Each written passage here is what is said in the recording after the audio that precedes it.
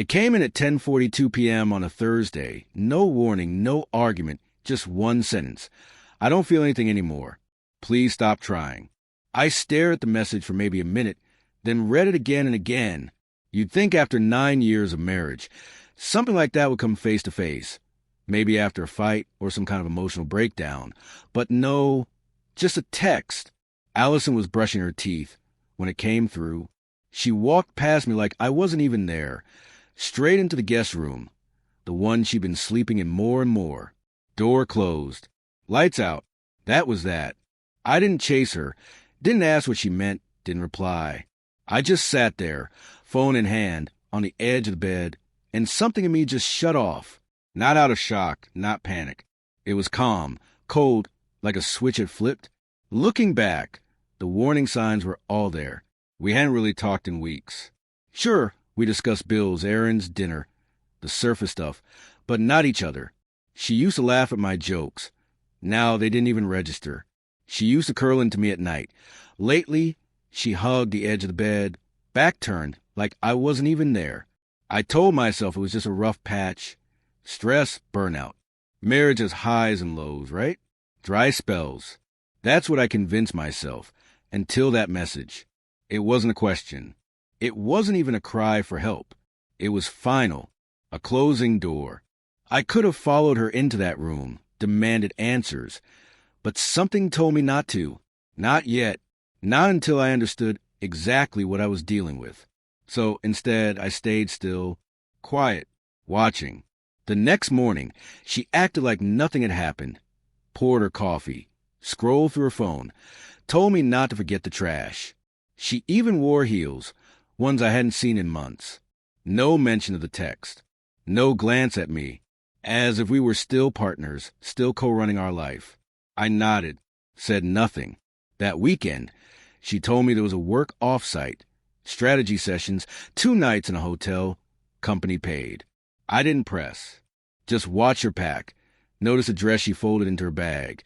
The kind you wear to be seen, not delete a PowerPoint. By Sunday, I had a mental list, not physical, just a growing thread of red flags. Her hours had shifted, home later than usual. Her phone, once left charging in the kitchen, now never left her side, a shadow glued to her hand. Then the name John surfaced. She dropped it once, casually. John from marketing says that client's a nightmare. I nodded. New guy? I asked. She sipped her wine. Yeah, tall, smart, and that was it. One name, but it stuck. Tuesday evening, I saw her outside, talking on the phone, barefoot in the backyard, laughing low voice, her toe twisting the grass like a teenager flirting after curfew. She didn't know I was upstairs, watching through the window. Friday, I ran into one of her coworkers, Priya, at the grocery store. Small talk, then a curveball. Tell Allison I loved her dress the other night. That gallery opened. It was amazing. I blinked. Gallery? She and John came late, but still, great night, she added.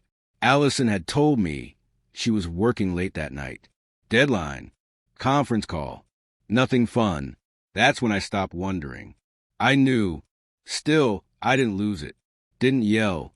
I didn't even let it show. That would give her the upper hand. So I stayed quiet, observant. If she thought I was blind, she was underestimating me. 2 weeks later it happened. She left her phone unattended on the nightstand. Unusual. She was in the shower, and something in me said now.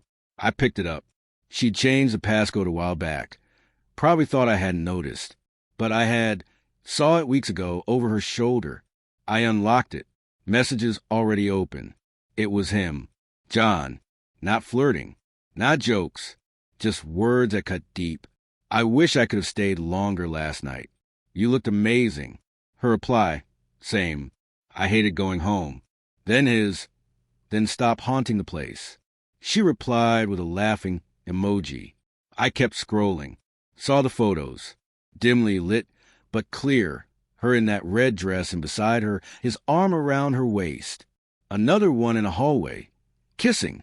I took screenshots of everything. Messages, photos. Sent them to myself. Deleted the trail. Put the phone back like nothing happened. She came out of the bathroom drying her hair, didn't glance at me, walked into the guest room again. Door shut. I didn't follow, didn't speak. I just sat. Same spot as that night. Phone in hand. Breathing. Because now I knew. That moment, that was a true ending. No meltdown. No scene. Just clarity. Like a broken bone that finally gives up trying to mend the wrong way. She had already left, not physically, but emotionally. She wasn't mine anymore. She belonged to whatever version of herself John had awakened. And maybe that version hated me, or pitted me, or forgot me altogether. Didn't matter. I was finished chasing shadows too. The next morning, I ran before sunrise. Later, I scheduled a meeting with a lawyer. Started browsing apartments during lunch.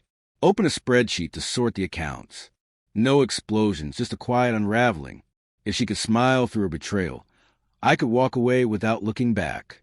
I didn't leave right away. Timing mattered. I wanted it to be clean, precise. So I stopped asking questions. Stopped checking in. Stopped pretending. No more casual affection. No more want anything from the store. No more drive safe. She noticed, not all at once, but eventually. One morning she looked at her coffee, then at me. "You're really quiet lately," she said. I gave her a small smile. "Just giving you space," I said. She didn't answer. I started hitting the gym harder. Cleaned up my diet, dropped 8 pounds without saying a word. I bought clothes that actually fit, stayed late at work. Sometimes at the office, sometimes not. I wasn't hiding. I was recalibrating. One evening, she walked in with takeout Thai, something we used to share on Fridays.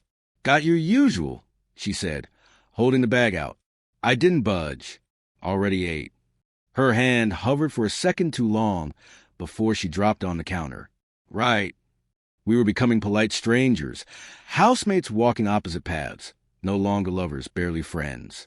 Then one night her friend Naomi came by. I hadn't seen her in months. The two of them sat on the couch with wine, whispering like teenagers. I nodded at Naomi as I passed through to the kitchen. On my way out, I caught a snippet of the conversation, just enough to stop me in my tracks. Naomi's voice, low but clear. "Have you told him anything yet?" Allison gave a soft laugh. "What's there to tell? He's already halfway gone." A pause, and Naomi again. "Still, he's your husband." Allison shrugged. "For now." That part hit harder than I expected. Still, I didn't react. Just went upstairs, opened my laptop, and signed the lease on the short-term apartment I'd been eyeing. Later that night, I heard them laughing again. I didn't care what was funny. I just kept packing boxes in my head. Because if she thought I'd stick around and watch her rewrite the narrative, she didn't know the man she married. I didn't plan to see him, but fate's funny like that. A client event. Thursday night. Hotel ballroom. Open bar.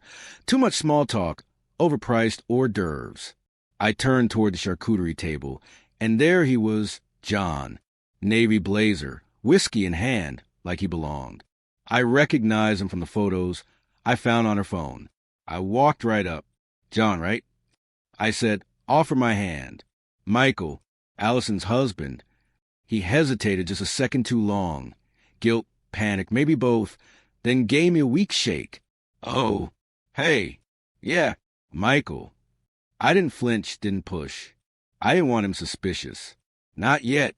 Not before everything was signed. I still had pieces to move. So I played it cool. We made small talk. He asked about my job. I told him. I asked where he worked. He mumbled something about marketing strategy. I leaned in just a bit. "Funny, Allison said you were sharp." I expected someone more discreet. He blinked. "Excuse me?" I smiled. "Don't worry. Won't matter soon." Then I walked away. Left him standing there, confused, maybe rattled. Good. I wanted him guessing. What I knew and what I planned to do. That night Allison came home late. Coat over her arm. Lipstick faded. Hair brushed like she'd been somewhere nicer than work. "How was your day?" she asked. "Eventful," I said. She raised an eyebrow. "Work?" "Sort of." I saw John. She froze in the hallway. "Small world." I added. He seemed surprised. She scrambled. I didn't know he'd be there. I nodded once. Doesn't matter. The silence between us grew heavier. She didn't say anything. For once, she had no script. I walked past her toward the kitchen. You okay? She called after me, trying to sound light. I didn't stop. Better than you think. I meant it. She didn't bring up John again. Not the next day, not the one after, but she noticed a change. She watched me, what time I got home, where I went, whether my ring was still on. It wasn't. I'd taken it off the morning after the event. 3 days later, she came into the kitchen while I was making eggs, arms crossed, leaning against the counter. You've been different. Yeah, I said, cracking a shell. I know. Her voice dropped. Are you seeing someone? I turned to face her. Do you really want to talk about other people right now? She blinked, thrown off. I know, I don't know what's going on. I set the spatula down. Then let me help you. I walked into the study, pulled 2 folders from the drawer, handed her the first. Screenshots, text with John, the ones where she called me a ghost, the one where he said, then stopped haunting the place. And beneath those, the photos, hugging, kissing that hotel hallway. She stared at them like they were written in a language she couldn't decode. You went through my phone, she whispered. I shook my head slightly. No, I just stopped ignoring the truth. You left the trail, Allison. I followed it. Before she could answer, I handed her the second folder, divorce papers. Her hand trembled as she opened them. She sank into a chair, eyes wide. So what now? You want to fight? I shook my head. No need. It's already in motion. The lawyer's just waiting on your signature. Then I packed a bag and walked out. Didn't say another word. Drove straight to the apartment I'd already secured. No calls. No forwarding address. That same afternoon, I created a new email. No subject, no message, just attachments. The screenshots, the photos, the list of dates. I sent it to HR at her company. By the end of the week, they both lost their jobs.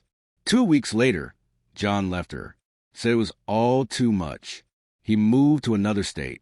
Clean break. She was alone. Eventually, I got a message. Can we talk? Just once. I didn't reply right away, but I agreed. Not out of curiosity. Not out of anger. I just wanted to see what version of a story she was telling herself now. We met at a downtown cafe. She wore a blazer, sunglasses she never took off, and it looked like she was trying to hold herself together with invisible glue. I miss you, she said. I nodded. Okay. I made a mistake. No, you made a series of them. She swallowed. It didn't mean anything. You crossed a line, Allison.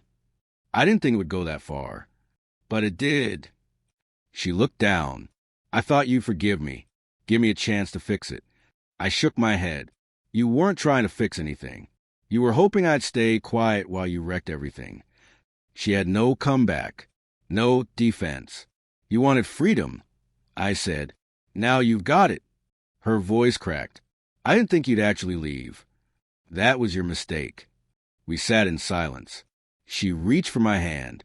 I didn't move. I'm sorry, she whispered. I believe you, I said. Doesn't change anything. Then I stood up. Take care of yourself, Allison. And I walked out. No shouting, no dramatic ending.